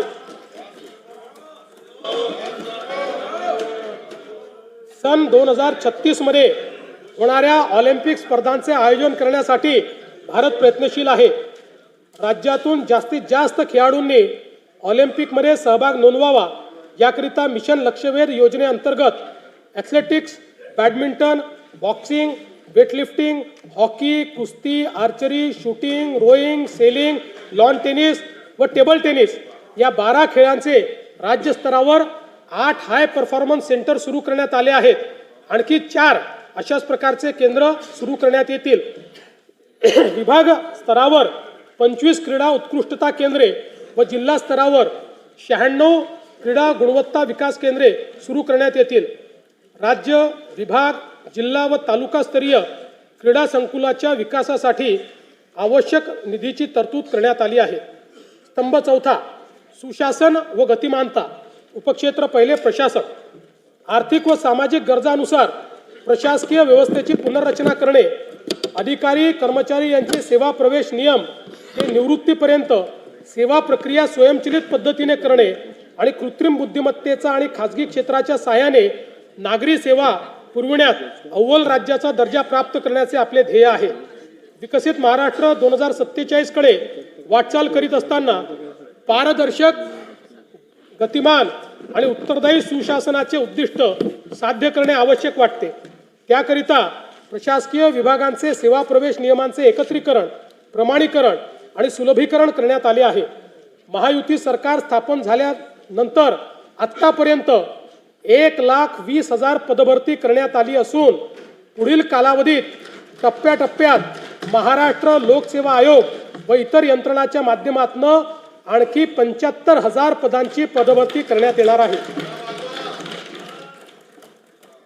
राज्यातील नागरिकांना शासकीय योजना आणि सेवा सहज, सुलभ आणि उत्तरदायी पद्धतीने देण्याकरता शासकीय प्रक्रिया पुनर्रचना उपक्रम हाती घेण्यात आला आहे. या अंतर्गत अर्ज प्रक्रियेमधील अनावश्यक माहिती, कागदपत्रे तसेच छाननी प्रक्रियेचे टप्पे व लागणारा कालावधी लक्षणीयरित्या कमी करण्यात येत आहे. यासाठी आपले सरकार पोर्टल 2.0, मैत्री पोर्टल 2.0, महाडीपीटी 2.0 नव्याने विकसित करण्यात येत आहे. नागरिकांच्या मालमत्तांमधील वाद कमी करणे, मालमत्ता हस्तांतरणामधील गैरव्यवहारांना प्रतिबंध करणे आणि मालमत्तांच्या हक्काचे संरक्षण करण्यासाठी महाराष्ट्र भूमी मालकी हक्कधारी अधिनियम आणण्यात येईल. उपक्षेत्र दुसरे, तंत्रज्ञान. प्रभावी शासनासाठी सर्व नागरिक आणि व्यवसाय सेवा डिजिटलायझेशन राज्यात प्रगत तंत्रज्ञानाच्या पायाभूत सुविधा स्थापन करण्याचे उद्दिष्ट आहे. जमिनीचे 100% व्यवहार संगणकीकृत करणे, 100% ई-ऑफिसचा स्वीकार आणि कागदविरहित शासकीय कामकाज सुरू करण्याचे नियोजित आहे. प्रभावी धोरण निर्मिती, जलद निर्णय प्रक्रिया तसेच उत्तरदायित्व सुनिश्चित करण्याच्या दृष्टीने पुरेशा मनुष्यबळासह इलेक्ट्रॉनिक्स, माहिती तंत्रज्ञान व कृत्रिम बुद्धिमत्ता विभाग हा स्वतंत्रपणे स्थापित करण्यात येणार असून त्या सहाय्यक म्हणून आयुक्तालय तसेच स्वतंत्र माहिती तंत्रज्ञान संवर्ग कार्यान्वित करण्यात येईल. राज्यातील माहिती तंत्रज्ञान व बुद्धिमत्ता क्षेत्र गतिमान करण्याच्या उद्देशाने ओपन एआय व सर्वम एआय या जागतिक व राष्ट्रीय स्तरावरील नामवंत संस्थांसोबत हेतुपत्र करण्यात आले आहे. तसेच IIT मुंबई आणि भारत जेन यांच्या समावेत शासनाने सामंजस्य करार केला आहे. कृत्रिम बुद्धिमत्ता, क्वांटम संगणन, ड्रोन, स्वयंचलित वाहन व डीप टेक यासारख्या अत्याधुनिक तंत्रज्ञान क्षेत्रात राज्याला जागतिक दर्जाचे केंद्र म्हणून विकसित करणे तसेच संशोधन, नवोन्मेष व उच्च मूल्य उत्पादनाची परिसंस्था निर्माण करणे या हेतूने राज्यात विशेष धोरण अंमलात आणण्यात येणार आहे. विकसित महाराष्ट्र 2047 या दृष्टिकोनाशी सुसंगत सायबर सुरक्षा धोरण राबविण्याचे प्रस्तावित आहे. राज्याला सुरक्षित, विश्वासार्ह आणि भविष्यासाठी सज्ज असे डिजिटल राज्य बनवणे हे या धोरणाचे प्रमुख उद्दिष्ट आहे.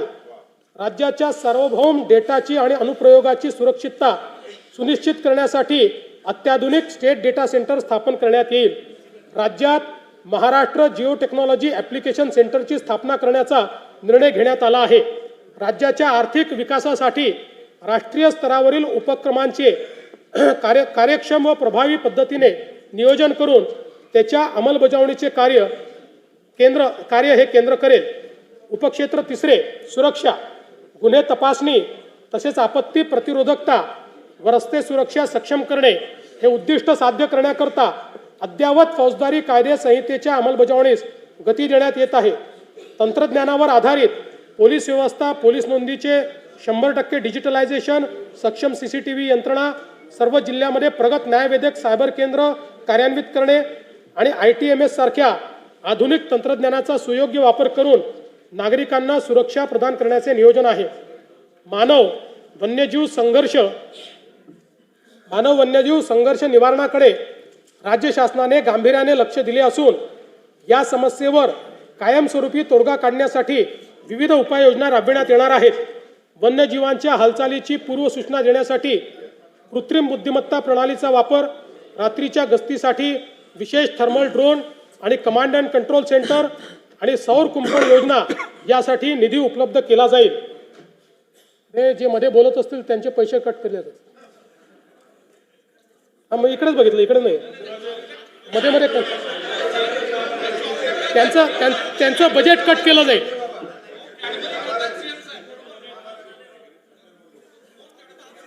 त्यांना परमनंट नाशिकमध्ये बसवण्यात येईल.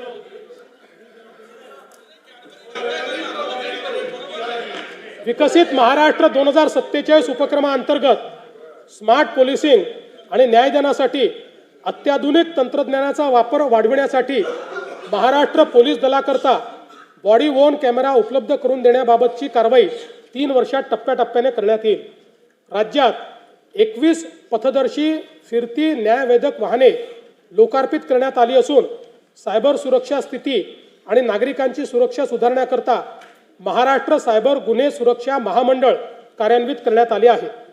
नैसर्गिक व मानवनिर्मित आपत्तीचे सौम्यीकरण करण्यासाठी संशोधनात्मक अभ्यासपूर्ण व्यवस्थापनाकरता राज्यात राज्य आपत्ती व्यवस्थापन संस्था मिहान नागपूर येथे स्थापित करण्यास मान्यता देण्यात आली आहे. राष्ट्रीय आपत्ती प्रतिसाद दलाच्या धर्तीवर राज्य आपत्ती प्रतिसाद दलाची स्थापना करून त्यांच्या 4 तुकड्या स्थापन करण्यास मान्यता देण्यात आली आहे. उपक्षेत्र 4 वित्त.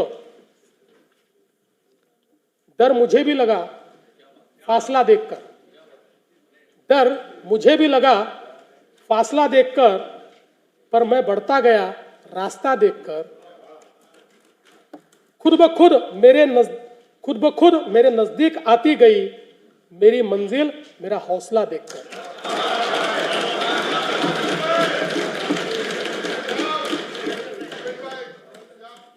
खर्चाचे सुसूत्रीकरण, महसूल प्रणालीचे आधुनिकीकरण, कामगिरीवर आधारित अंदाजपत्रकाची सुनिश्चिती आणि पर्यायी वित्तपुरवठ्याच्या स्रोतांचा वापर या उपक्रमाद्वारे दूरदर्शी आर्थिक व्यवस्थापन आणि पर्यायी शाश्वत राजकोषीय मार्ग सुनिश्चित करणे हे राज्याचे उद्दिष्ट आहे.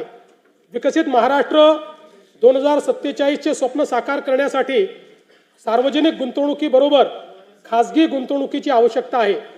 त्याकरिता महाराष्ट्र सार्वजनिक खासगी भागीदारी धोरणास मान्यता देण्यात आली आहे. या धोरणामुळे राज्यातील पायाभूत सुविधांच्या विकासासाठी मोठ्या प्रमाणावर भांडवल उपलब्ध होऊन अर्थव्यवस्थेला गती मिळेल. देशाच्या एकूण वस्तू व सेवा कर संकलनात राज्य देशात प्रथम क्रमांकावर असून राज्याचा महसूल वाढीचा दर देशाच्या सरासरीपेक्षा जास्त आहे. वस्तू व सेवा कर दराच्या पुनर्रचनेमुळे उत्पादन व उपभोग यामध्ये सकारात्मक वाढीचा दर दिसून येतो आहे. सन 2025-26 च्या अंदाजपत्रकात 5,60,964 कोटी रुपये महसुली जमा अपेक्षित केली होती. महसुली जमेचे सुधारित अंदाज हे 6,01,489 कोटी रुपये निश्चित करण्यात आले आहे. 6,01,489 कोटी. सन 2025-26च्या एकूण खर्चाचे अर्थसंकल्पीय अंदाज 7,20,00,000 कोटी रुपये व सुधारित अंदाज 7,55,920 कोटी रुपये असून भांडवली व कल्याणकारी योजनांवरील खर्चात झालेल्या वाढीमुळे सन 2025-26 या वर्षाच्या एकूण खर्चाच्या सुधारित अंदाजात वाढ करण्यात आली आहे. सन 2026-27 या आर्थिक वर्षात जिल्हा वार्षिक योजनेअंतर्गत 21,867 कोटी रुपयांची भरीव तरतूद करण्यात आली आहे. गेल्या वर्षीच्या तुलनेत ही तरतूद 1,702 कोटी रुपयांनी अधिक आहे. सन 2026-27 मध्ये कार्यक्रम खर्चाची रक्कम 2,75,626 कोटी इतकी निश्चित करण्यात आली आहे. त्यामध्ये अनुसूचित जाती घटक कार्यक्रमासाठी 23,150 कोटी रुपये तर आदिवासी घटक कार्यक्रमाकरता 21,723 कोटी रुपये इतक्या नियत व्ययाचा समावेश आहे. सन 2026-27च्या अर्थसंकल्पामध्ये एकूण खर्चासाठी 7,69,467 कोटी रुपयांची तरतूद केली आहे. सन 2026-27च्या अर्थसंकल्पामध्ये महसुली जमा 6,16,099 कोटी रुपये तर महसुली खर्च 6,56,651 कोटी रुपये अंदाजित केला आहे. परिणामी 40,552 कोटी रुपये अंदाजित तूट येत आहे. राजकोषीय सुधारणांमध्ये राज्य नेहमीच अग्रेसर राहिला आहे. राजकोषीय उत्तरदायित्व व वित्तीय व्यवस्थापन कायद्यानुसार राजकोषीय तूट स्थूल राज्य उत्पन्नाच्या 3% कमी ठेवण्यात यंदाही शासन यशस्वी ठरले आहे. तसेच राज्याची महसुली तूट ही देखील सातत्याने स्थूल राज्य उत्पन्नाच्या 1% कमीच राहिलेली आहे. सन 2026-27 ची राजकोषीय तूट 1,50,491 कोटी रुपये आहे. यानंतर मी अर्थसंकल्पाच्या भाग 2 कडे वळतो. माननीय अध्यक्ष महोदय, आता मी अर्थसंकल्पाचा भाग 2 माननीय सभागृहासमोर सादर करीत आहे. सन 2025-26 या आर्थिक वर्षासाठी राज्याचा स्वतःचा कर महसुलाचा सुधारित अंदाज रुपये 4,09,593 कोटी आहेत. सन 2026-27 या आर्थिक वर्षात राज्याच्या स्वतःच्या कर महसुलाचे अर्थसंकल्पीय उद्दिष्ट 4,15,653 कोटी एवढे निश्चित करण्यात आले आहे. एक BS4 व त्यावरील प्रदूषणाची मानके असलेले वाहन निष्कासित करून नवीन वाहन खरेदी करताना मोटर वाहन करामध्ये 16% व BS3 व त्याखालील प्रदूषणाची मानके असलेले वाहन निष्कासित करून नवीन वाहन खरेदी करताना मोटर वाहन करामध्ये 30% सूट देण्याचे प्रस्तावित करण्यात येत आहे. BS4 व त्याखालील वायू प्रदूषणाची मानके असलेल्या परिवहनेतर खाजगी संवर्गातील वाहनांच्या पर्यावरण करामध्ये दुचाकी वाहनांवर रुपये 2,000 वरनं रुपये 4,000, हलके मोटर वाहन पेट्रोल कार यावर 3,000 वरनं रुपये 6,000 व हलके मोटर वाहन डिझेल कार यावर रुपये 3,500 वरनं रुपये 7,000 एवढी वाढ करण्याचे प्रस्तावित करण्यात आले आहे. नाही, यांनी फक्त 160 कोटीच मिळणार आहेत, पण हे याकरता केलं आहे की आपल्याला आता पुढे EVला त्या ठिकाणी बळ द्यायचं आहे आणि असे प्रदूषण करणारी वाहनंही कमी झाली पाहिजे. म्हणून सध्या राज्यात क्रेन आरोहित वाहने, क्रेन माउंटेड व्हेकल यांना वाहन किमतीच्या 7% प्रमाणे एक रकमी कर आकारण्यात येतो. अशा वाहनांना मोटर वाहन कराची कमाल मर्यादा म्हणजेच रुपये 30 लाख करण्याचे प्रस्तावित आहे. महाराष्ट्र मुद्रांक अधिनियम कलम 59, 60, 63A व 68A या कलमांमध्ये कमी मुद्रांकांवर दस्त निष्पादित केल्यास अपराध सिद्धीनंतर सक्त मजुरी व शास्तीची तरतूद आहे. सदर शास्तीच्या रकमेत फेररचना करून 5,000 वरनं 1,00,000 रुपयापर्यंत वाढ करण्याचे प्रस्तावित आहे. यामुळे कमी मुद्रांकावर दस्त निष्पादन करण्याचे प्रमाण नियंत्रणात येईल. प्रगतिशील, शाश्वत, सर्वसमावेशक, सुशासन या 4 सूत्रांना घेऊन हा अर्थसंकल्प मी सादर केला.